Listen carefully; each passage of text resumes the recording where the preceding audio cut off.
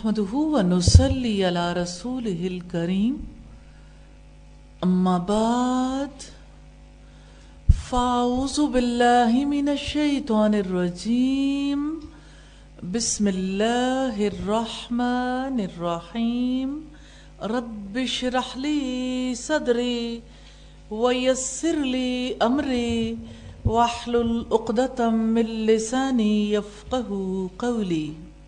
اطمینان، یقین اسی توکل سے آتا ہے، اسی بھروسے پر، اسی اعتماد کے ساتھ کہ ہم کچھ نہیں کر سکتے.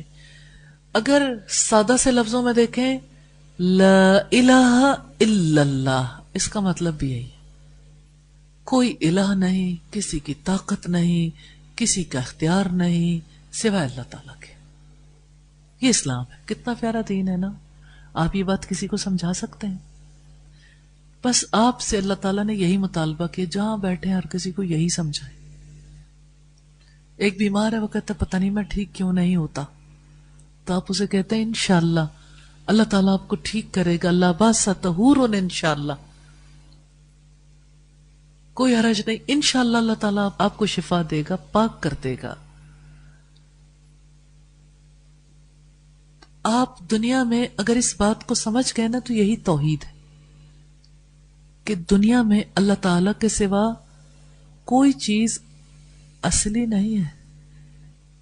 جو نظر آتی ہے ویسی تھی نہیں، آئندہ بھی نہیں رہے گی. میں اپنی ذات کے حوالے سے سوچتی ہوں کہ کچھ عرصہ پہلے میں کہاں تھی، کوئی نہیں جانتا تھا، میری ماں کو بھی نہیں پتا تھا کہ اچانک میرے گھر میں ایک بیٹی پیدا ہو جائے گی اور وہ ایسی شکل و صورت کی ہوگی اور ایسا سارا. یعنی انسان کے وجود کی بنیاد پڑتی، اس سے پہلے اس کے ذرے کو بھی کہیں سے کسی مشینری سے تلاش نہیں کیا جا سکتا، کوئی نہیں جانتا.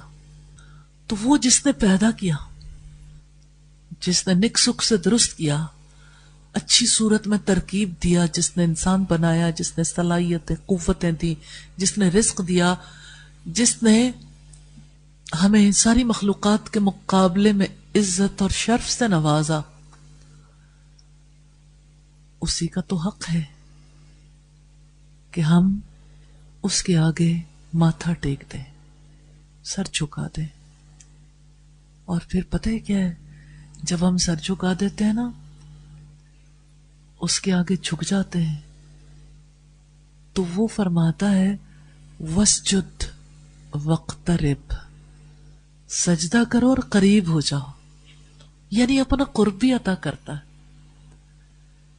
دنیا میں حقیقت اتنی ہے ہر چیز کی، ہر چیز اپنی اصل کی طرف لوٹتی ہے. اب دیکھیں جیسے برف ہے نا، ذرا سی ہیٹ پہنچے تو پھر وہ کیا ہو جاتی ہے، پانی بن جاتی ہے. اور ہیٹ ملے تو کیا ہو جاتا ہے، وہ پانی بھی خشک ہو جاتا ہے، بھاپ بن جاتا ہے، اڑ جاتا ہے. حقیقت کیا ہے پانی کی؟ پانی کی کیا حقیقت ہے؟ یہ سائیکل ہے پانی کا، ٹھوس، مائع، گیس. گیس کو جو ہے تھوڑا ٹھنڈا کریں تو پانی بن جائے گی، اور تھوڑا اور ٹھنڈا ہو جائے تو برف بن جائے گی. خود تھوڑی بنتی ہے. تو بس آپ یہ دیکھ لیں کہ ایک تو یہ سائیکل چلتا رہتا ہے نا، لیکن وہ وقت آئے گا جب ہر چیز فنا ہو جائے گی. کل من علیہا فان، جو بھی زمین پر ہے سب فنا ہو جانے والا. یہ اصل حقیقت ہے اس کائنات کی. ریلی اس کے بارے میں دل کو یقین دلانے کی ضرورت ہے. وَيَبْقَى وَجْهُ رَبِّكَ ذُو الْجَلَالِ وَالْإِكْرَامِ، تیرے رب کی جلیل و کریم ذات ہی باقی رہنے والی. اب آپ دیکھیں ہم نے تو کچھ بھی نہیں رہنا، پھر ہمیں ایسی ذات کی قربت کی ضرورت نہیں ہے جو ہمیشہ باقی رہنے والا ہے. پتہ ہے ہمارے فانی وجود میں اس نے کچھ ایسے کام رکھ دیے ہیں جو باقی رہنے والے ہیں. ان کاموں کو قرآن حکیم میں پتہ ہے کیا کہا گیا ہے؟ والباقیات الصالحات، باقی رہنے والی صالحات ہیں. ہمارے وجود مٹ جائے گا، پھر دوبارہ زندگی دے گا، لیکن ہمارے نیک اعمال نہیں مٹیں گے. ان نیک اعمال میں سب سے افضل عمل جو ہم اپنے اعضاء سے انجام دیتے ہیں نماز. بندے اور رب کے درمیان سچا رشتہ. آپ کا رشتہ کیسا ہے؟ آپ کا تعلق کیسا ہے؟ آپ جب اپنے رب سے باتیں کرتے ہیں تو آپ کے دل کی کیفیت کیسی ہوتی ہے؟ شوق، محبت، رغبت، مناجات، دعا، دل حاضر ہوتا ہے، دماغ حاضر ہوتا ہے، یا صرف جسم حاضر ہوتا ہے؟ حاضری ہے نا؟ کیا چیز حاضر ہوتی ہے؟ سب سے قیمتی چیز ہمارے پاس نماز ہے. ہر چیز اپنی اصل کی طرف لوٹتی ہے. آسمان پر تڑپتی بجلیاں اپنے مرکز زمین کی طرف لوٹتی ہیں. اب دیکھیں آسمان کی بجلیاں زیادہ چمکیں، کس قدر آسمان پر خوف کی لہریں دوڑتی ہیں جس وقت بجلیاں چمکتی ہیں، گرجتی ہیں. وہ کیا چاہتی ہیں؟ وہ چاہتی ہیں کہ کسی بھی طریقے سے انہیں کسی کی کوئی پرواہ نہیں، کیونکہ ان کے پاس اور معلومات نہیں ہے. ایک ہی علم ہے ان کے پاس، زمین کا مرکز، وہاں جانا ہے. تو وہ ہر صورت، ہر چیز کو چیر پھاڑ کے، جلا کے، راکھ کر کے بھی زمین کے اندر چلی جاتی. ہماری اصل کہاں ہے؟ Can you imagine? ہماری اصل زمین کی ہے ہی نہیں. ہم زمین کی مٹی سے بنے ہیں، لیکن ہمارے اندر جو روح ہے اس کے بارے میں رب نے فرمایا وَنَفَخْتُ فِيهِ مِن رُوحِي، میں نے اس میں اپنی روح پھونکی ہے. اب روح ہمارے جسم کے اندر قید ہے. اس روح کے بارے میں سب زیادہ اچھے طریقے سے نہیں جانتے، جان بھی نہیں سکتے. آپ اس کی سیلفی لے سکتے ہیں؟ نہیں لے سکتے. کیوں؟ آپ کے پاس موبائل نہیں ہے. ہائی پکسلز والا موبائل نہیں ہے آپ کے پاس. کس رینج کا موبائل ہے آپ کے پاس جس میں سے کس چیز کی تصویر لے سکو؟ آپ نے کوشش کرنی ہے کسی وقت اپنے آپ کو کہہ کے، یہ سارے پریکٹیکل ضروری ہوتے ہیں، کہ میں نے اپنی روح کو دیکھنا ہے، میری روح کیسی ہے. اگر آپ اپنی روح کے پیچھے لگے نا، تلاش میں، تلاشیاں لینی ہے نا، آپ نے اپنی تلاشی لیں، میری روح کہاں ہے، کیسی ہے. تب دیکھیں کہ آپ کا جسم تو اتنا بڑا ہو گیا، روح کتنی ہے؟ جسم کو تو آپ نے اتنی غذا کھلائی، اتنی کھلائی، ہر روز صبح، دوپہر، شام، اور بیچ میں جتنی دفعہ بھی ہو، کبھی پانی، کبھی چائے، کبھی کچھ. روزوں میں سب کا برا حال ہو رہا ہوتا ہے، پتہ لگ رہا ہوتا ہے کہ سارا دن کتنا کچھ کھاتے پیتے. اتنا کچھ کھلایا پلایا، یہ بتائیں روح کو کیا غذا دی تھی؟ کھلایا تھا کچھ کبھی؟ اس کو کوئی غذا دی ہے؟ جانتے ہیں روح کی غذا کیا ہے؟ ذکر اللہ، اللہ کی یاد. کیونکہ اللہ پاک کے ساتھ اس روح کا براہ راست تعلق ہے. تو یہ روح چاہتی ہے، بے قرار ہو جاتی ہے. ہر خوشی، جتنی بڑی سے بڑی خوشی، اس کے بعد ہم پھر ہمارا موڈ کیوں ناخوشگوار ہو جاتا ہے؟ کیوں ایسا ہوتا ہے جیسے شوگر لو ہو گئی ہو؟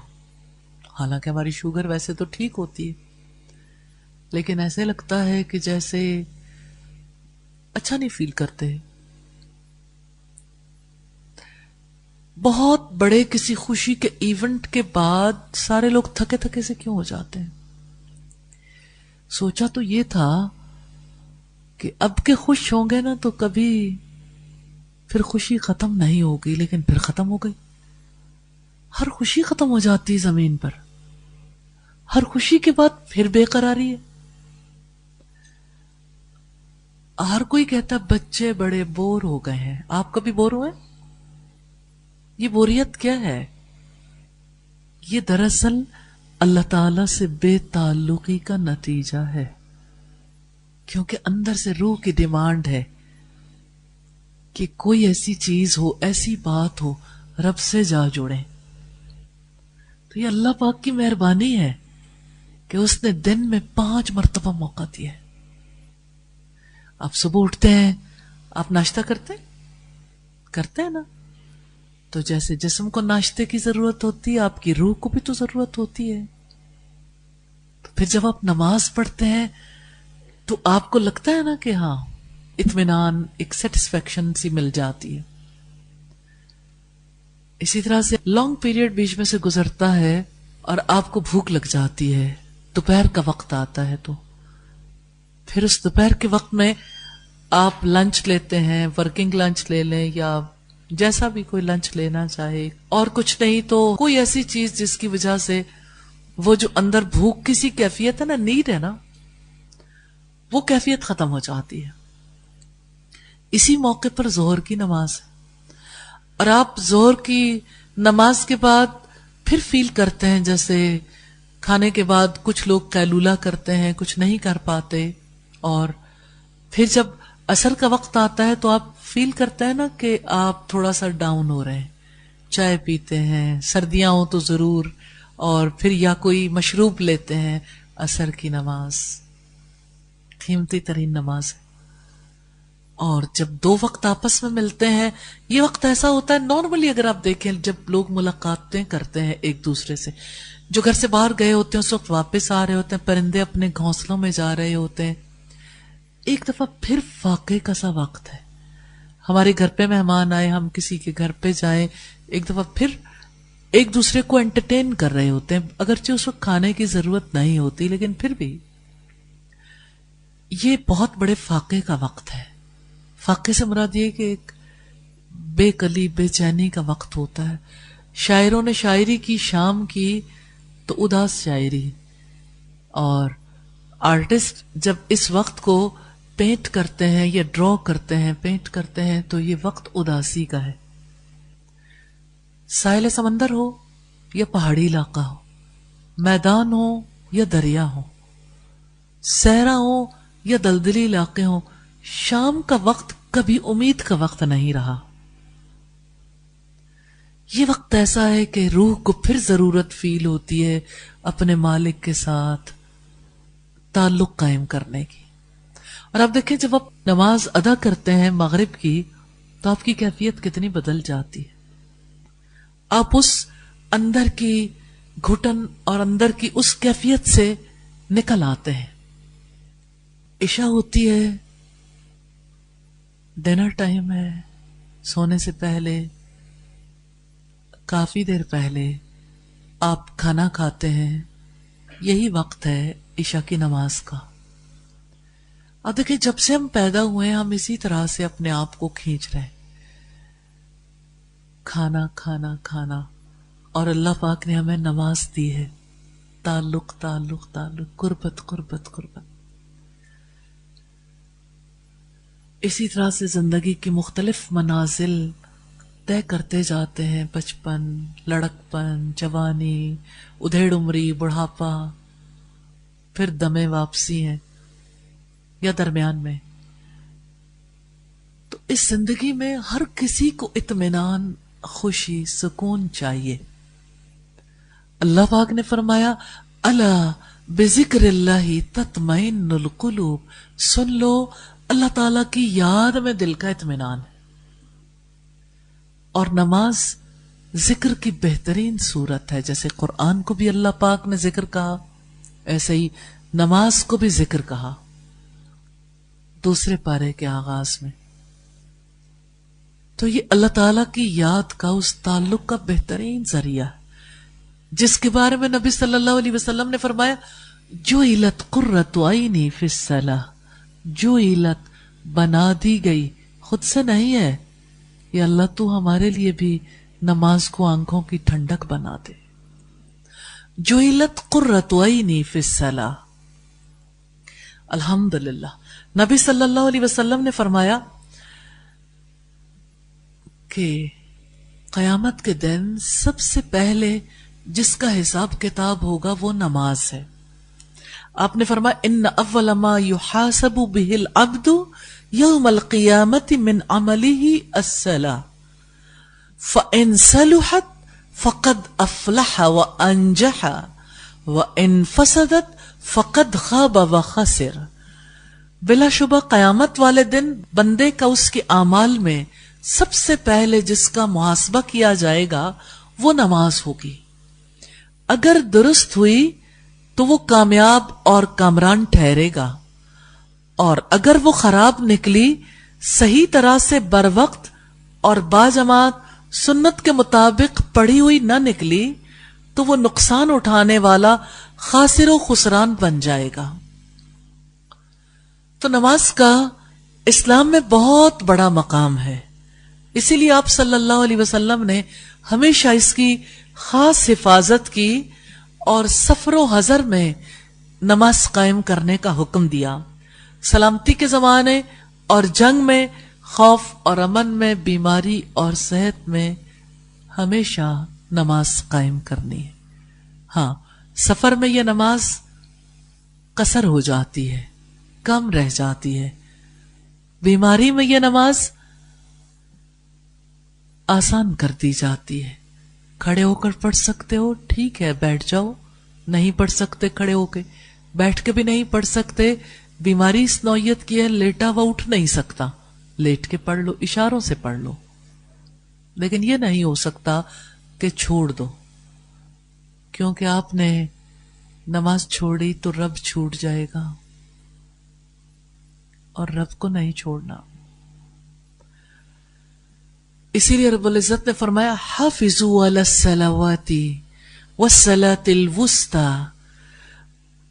سب نمازوں کی حفاظت کرو اور درمیان والی عصر کی نماز پر. وقوموا للہ قانتین، اللہ تعالی کے سامنے چپ کے ادب سے کھڑے رہو.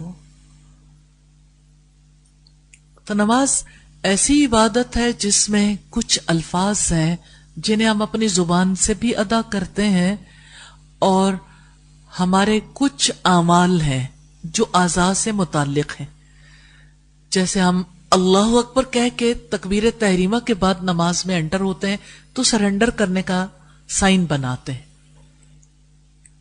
پھر اسی طرح سے آپ نماز میں سینے پہ ہاتھ باندھتے ہیں اور آپ اللہ تعالیٰ کی ثنا بیان کرتے ہیں، سورہ الفاتحہ پڑھتے ہیں، اور آپ سورت پڑھتے ہیں، پھر ایک بار اللہ اکبر اور رکوع میں چلے جاتے ہیں، اللہ تعالیٰ کی عظمت، اس کی پاکی بیان کرتے ہیں، سبحان ربی العظیم. پھر آپ اٹھتے ہیں اور جانتے ہیں کیا کہتے ہیں؟ سمی اللہ لمن حمیدہ، سن لی اللہ نے اس کی بات جس نے اس کی حمد کی. خود ہی کہتے ہیں سمی اللہ لمن حمیدہ ربنا ولک الحمد، اے ہمارے رب ہم تو تیرے لیے ہے. پھر یہ بات کر کے دوبارہ سجدے میں چلے جاتے ہیں. سجدے میں جاتے ہیں، گھٹنے ٹیک دیتے ہیں، ہاتھ زمین پر رکھ دیتے ہیں، پیشانی اور ناک بھی رکھ دیتے ہیں، پاؤں کی انگلیاں بھی قبلہ رو ہو جاتی. کیسی پوزیشن ہے؟ وسجد واقترب سبحان ربی العالی، پاک ہے میرا رب سب سے اعلی. 3 بار کہتے ہیں، پھر اٹھ جاتے ہیں، پھر درمیان میں بیٹھ جاتے ہیں سکون کرنے کے لیے اور دعا کرتے ہیں، پھر سجدے میں جاتے ہیں، پھر اٹھ جاتے ہیں. تو اب دیکھیے کہ اس میں درخت کی طرح، پہاڑوں کی طرح کھڑے رہنا بھی ہے، جانوروں کی طرح کمر کے بل جھک جانا بھی ہے، اور سجدے کی حالت. سب سے زیادہ انسان سجدے کی حالت میں اپنے رب کے قریب ہوتا ہے. تو یہ اعمال ہیں جو انسان اپنے اعضاء سے انجام دیتا ہے، زبان کا عمل بھی ہو اور اعضاء کا عمل بھی ہو، تب بھی نماز آسان نہیں ہوتی، کیونکہ نماز کے لیے دل کا عمل چاہیے. دل کیا کرے؟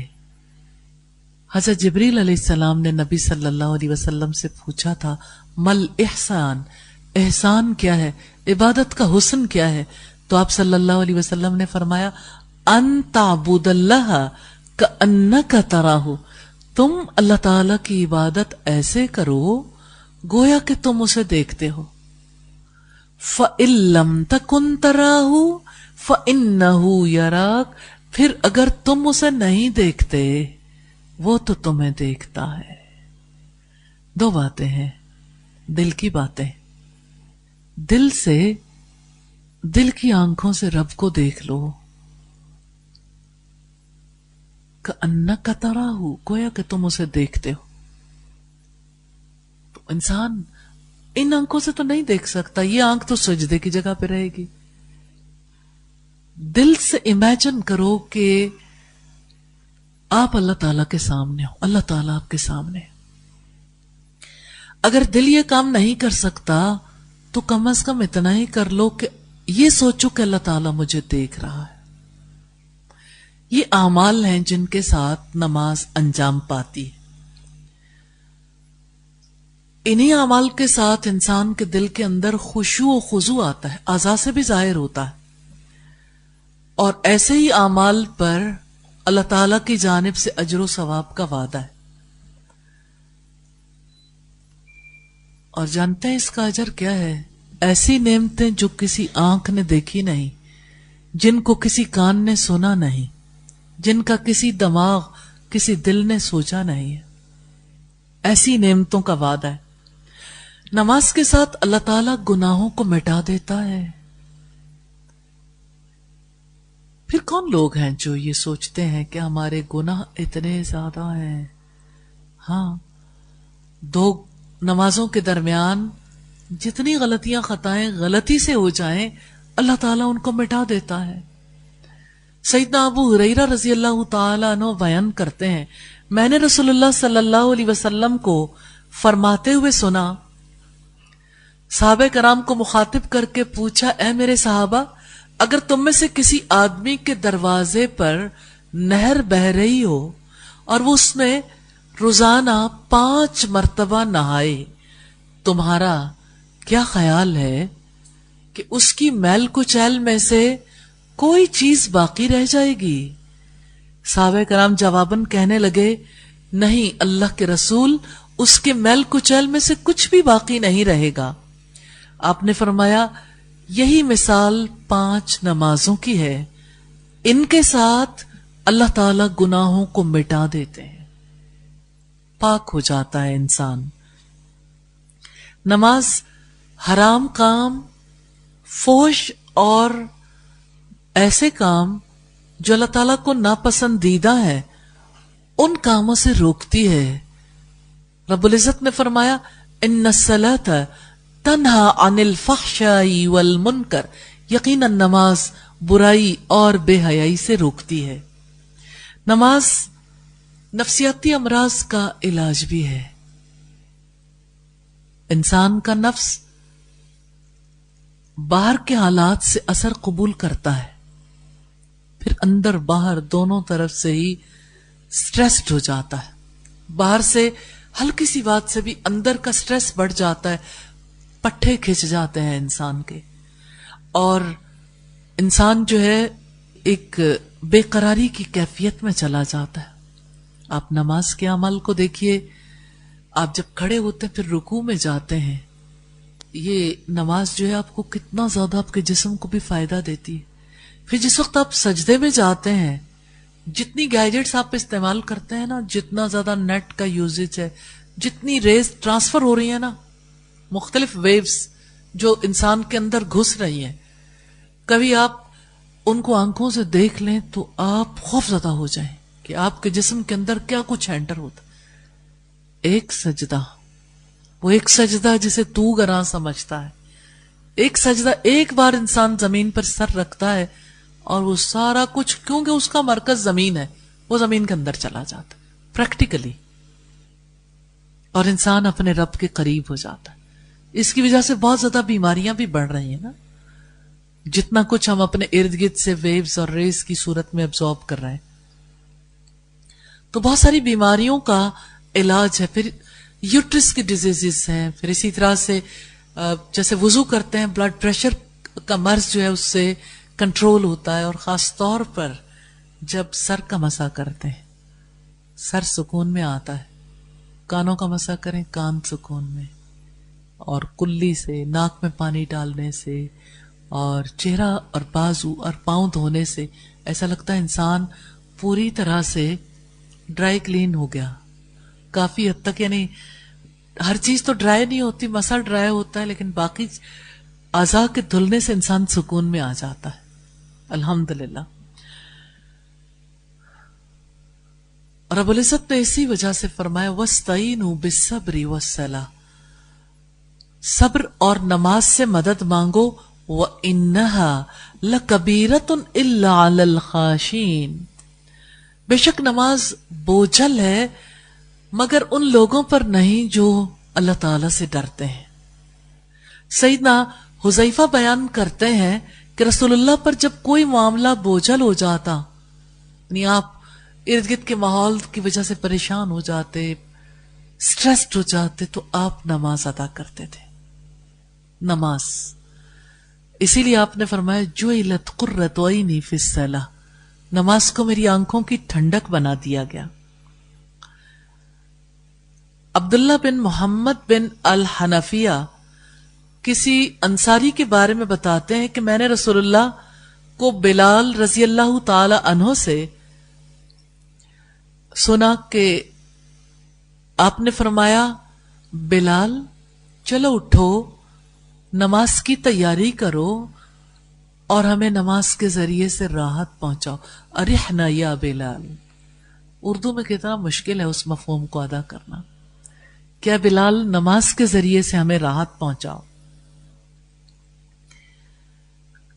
امام احمد بن عثمان الذہبی کہتے ہیں نماز دل کو بہت زیادہ خوش کرتی ہے اور غم کو دور کرتی ہے.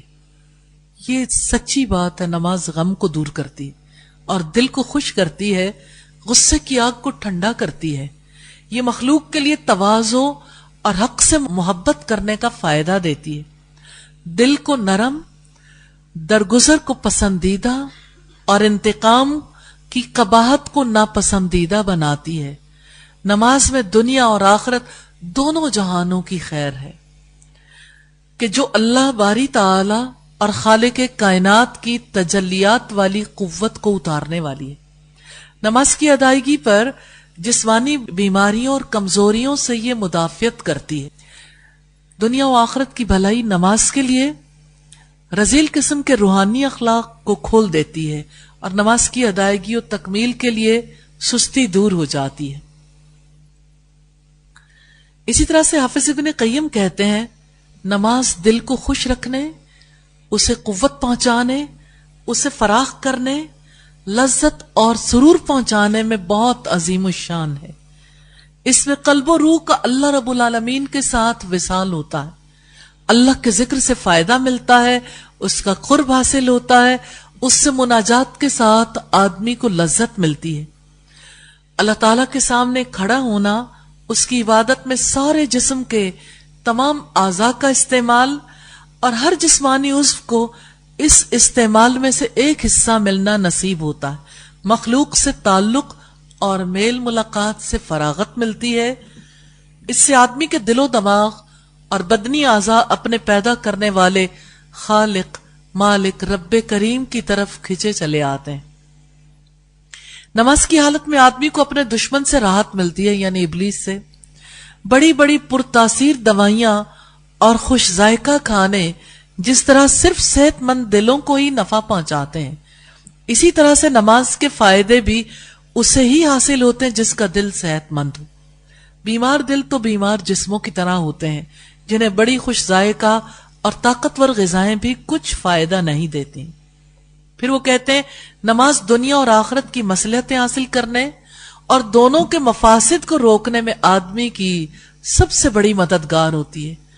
یہ گناہ کے سامنے رکاوٹ، قلبی امراض کا دفاع، جسم سے بیماری کو دور رکھنے، دل کو روشن کرنے، چہرے کو پرنور بنانے، روح اور اعضاء کو نشاط بخشنے، رزق کو قریب کرنے، ظلم کے سامنے رکاوٹ، مظلوم کے لیے مددگار، نفسانی خواہشات کو توڑنے، اللہ تعالیٰ کی نعمتوں کی محافظ، سزا کو روکنے والی، رحمت کو اتارنے والی، غم کو دور کرنے والی، پیٹ کی بہت سی اندرونی تکالیف کے لیے نافع ہوتی ہے۔ زاد المعاد والیوم 4 میں یہ 209 نمبر پیج پر ہے۔ زاد المعاد حافظ ابن قیم کی کتاب ہے۔ تو اس لحاظ سے ہمیں یہ پتہ چلتا ہے کہ نماز نبی صلی اللہ علیہ وسلم کو سب سے زیادہ محبوب تھی، اور ہمارے لیے کیا حکم ہے؟ لَقَدْ كَانَ لَكُمْ فِي رَسُولِ اللَّهِ أُسْوَةٌ حَسَنَةٌ، بلا شبہ یقیناً اللہ کے رسول کی زندگی میں ہمارے لیے بہترین نمونہ ہے۔ تو نبی صلی اللہ علیہ وسلم کے یہاں سب سے زیادہ محبوب ہمیشگی والی نماز تھی۔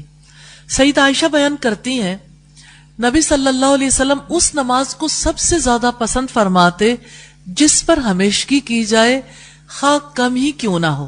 چنانچہ جب آپ کوئی نفلی نماز شروع کرتے تو آپ ہمیشہ اسے ادا کرتے تھے۔ ہمارے یہاں لوگ نوافل پڑھتے ہیں 1 دن 2 دن 4 دن، اس کے بعد ختم، یعنی یا ایک ہی دن پڑھ لیتے ہیں۔ تو اللہ تعالیٰ کو سب سے زیادہ وہ عمل محبوب ہے جو ہمیشہ کیا جائے۔ یہ روایت صحیح بخاری کی ہے 1970 نمبر پر۔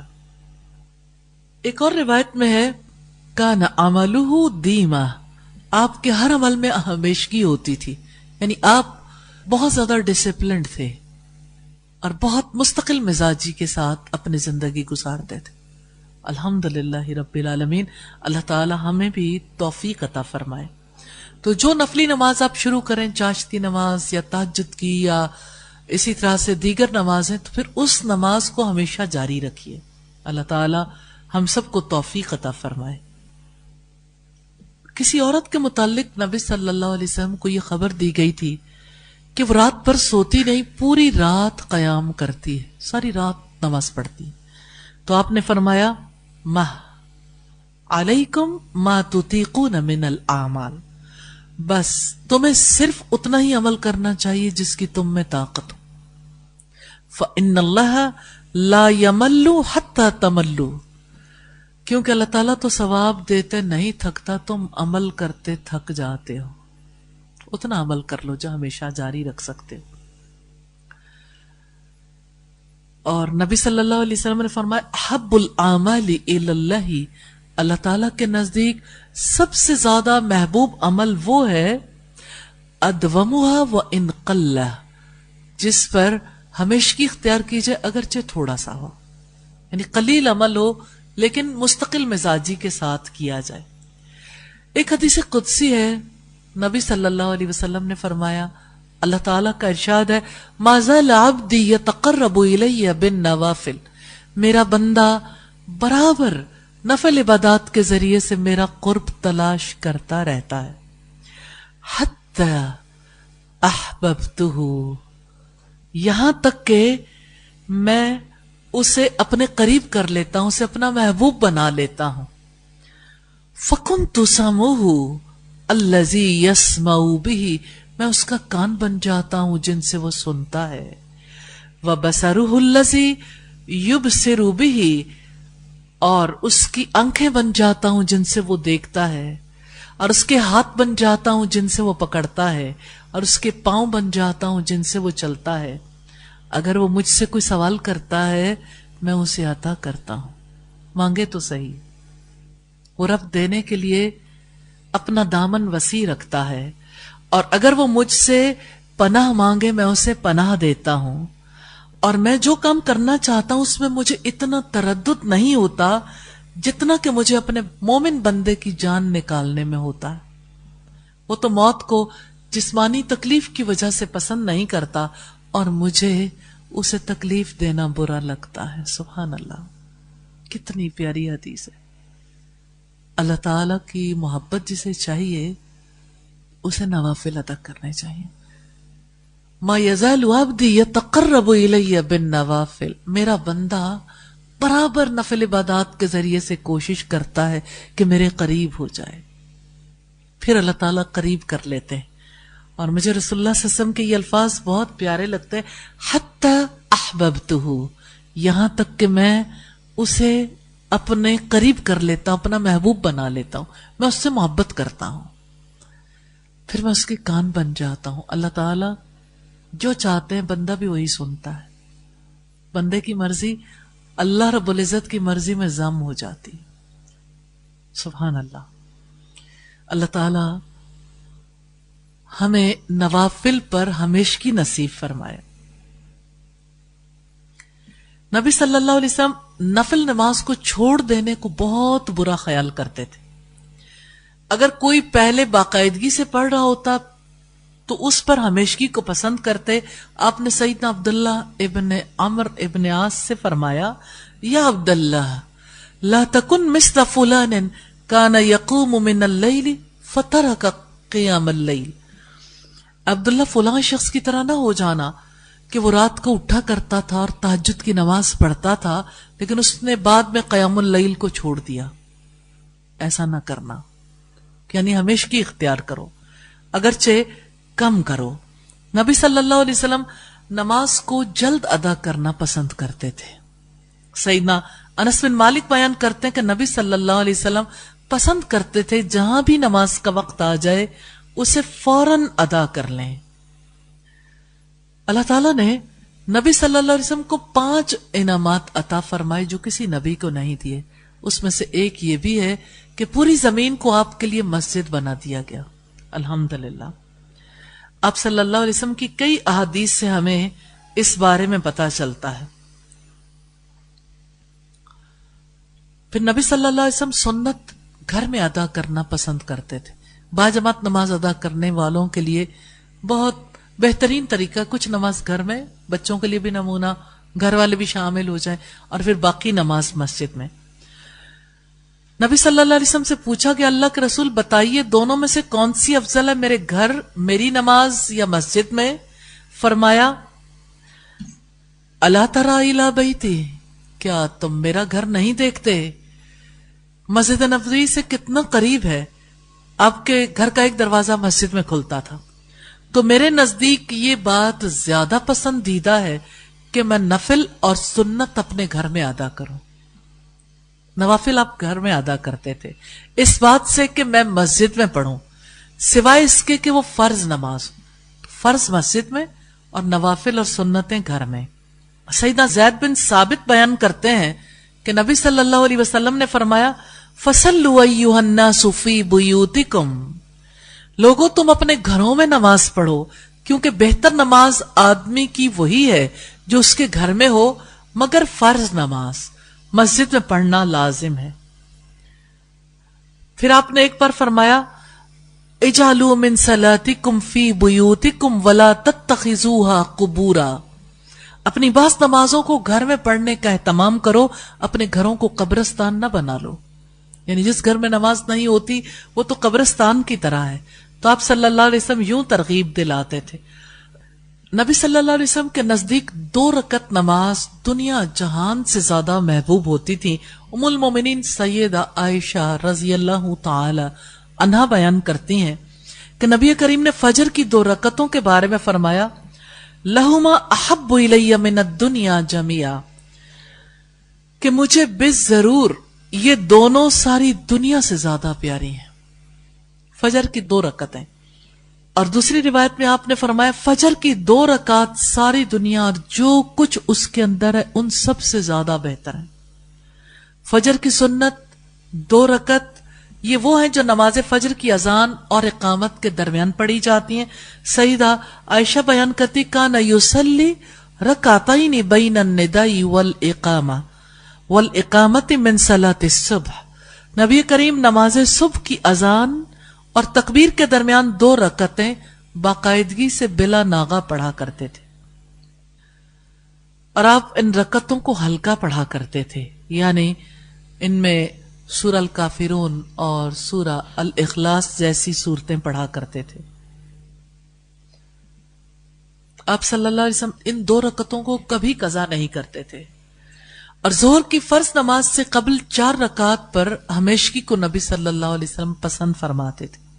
حضرت قابوس اپنے باپ کے حوالے سے بیان کرتے ہیں کہ انہوں نے بیان کیا میرے باپ نے ایک عورت کو حضرت عائشہ کے پاس بھیجا کہ وہ ان سے پوچھے کہ رسول اللہ کے یہاں کون سی نماز زیادہ پسندیدہ تھی کہ جس پر آپ ہمیشگی کرتے رہے. انہوں نے فرمایا آپ زہر سے پہلے ہمیشہ 4 رکعت پڑھتے تھے کہ جن میں قیام کو لمبا کرتے اور اس میں رکوع اور سجود کو اچھے طریقے سے ادا کرتے. یہ زہر سے پہلے فرض نماز سے پہلے کی 4 سنتیں. آپ صلی اللہ علیہ وسلم نے فرمایا جو آدمی زہر سے پہلے 4 رکعت اور اس کے بعد بھی 4 رکعت پڑھتا رہا اللہ تعالیٰ اس پر جہنم کی آگ کو حرام کر دے گا. سبحان اللہ. اور اسی طرح آپ نے فرمایا جس نے نماز ظہر کے فرضوں سے قبل کی 4 رکعت اور اس کے بعد 4 رکعت پر محافظت یعنی باقاعدگی کی اللہ تعالیٰ اسے جہنم پر حرام کر دے گا. نبی کریم پسند کرتے تھے کہ جماعت میں آپ کے پیچھے دین کو سمجھنے والے دانا لوگ کھڑے ہوں. بہت لوگوں کا دل چاہتا ہے کہ پہلی صف میں کھڑے ہوں، لیکن آپ پسند کرتے تھے دانا لوگ جو دین کی سمجھ رکھتے ہوں، دین کو زیادہ اچھے طریقے سے سمجھتے ہوں، وہ لوگ کھڑے ہوں. حضرت عبداللہ ابن مسعود بیان کرتے ہیں رسول اللہ نے فرمایا تم میں سے عقل مند لوگ نماز میں میرے قریب ہوں، پھر وہ لوگ جو ان کے قریب ہیں، پھر وہ لوگ جو ان سے عقل و فہم کے اعتبار سے قریب ہوں. برابر ہو جاؤ اور اختلاف نہ کرو، اس سے تمہارے دلوں میں اختلاف پیدا ہو جائے گا. اور اپنے آپ کو بازاروں کے شور و غل سے محفوظ رکھو. آپ کو بہت اچھا لگتا تھا کہ مہاجرین اور انصار قریب قریب کھڑے ہوں تاکہ وہ آپ سے قرآن کو یاد کر سکیں. اس میں بڑی حکمت ہے. امام کبھی غلطی بھی کر لیتا ہے تو جو عقل مند ہوگا، جس کو دین کی سمجھ ہوگی، وہ بتا بھی سکتا ہے اور ذہانت سے کام لے سکتا ہے. اور کبھی ایسا بھی ہو سکتا ہے کہ کبھی امام ضرورت مند ہو تو پیچھے اگر عقل مند آدمی ہے یعنی دین کی سمجھ رکھنے والا تو اس کی جگہ پہ امامت بھی کروا سکتا ہے.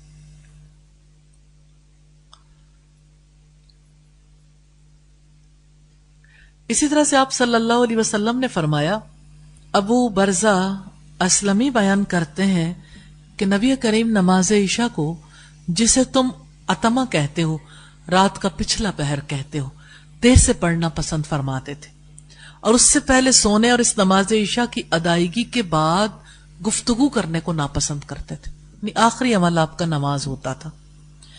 نماز عشاء کو سم ٹائمز آپ نصف رات تک مؤخر کر دیتے تھے. اور اس حوالے سے ہمیں بہت سی روایات ملتی ہیں جس سے یہ پتہ چلتا ہے کہ آپ کا آخری عمل نماز ہوتا تھا. تو الحمدللہ ہم نے نبی صلی اللہ علیہ وسلم کی نماز کی اہم باتوں کو دیکھا ہے. سبحانک اللہم و بحمدک نشہد ان لا الہ الا انت نستغفرک و نتوب الیک. السلام علیکم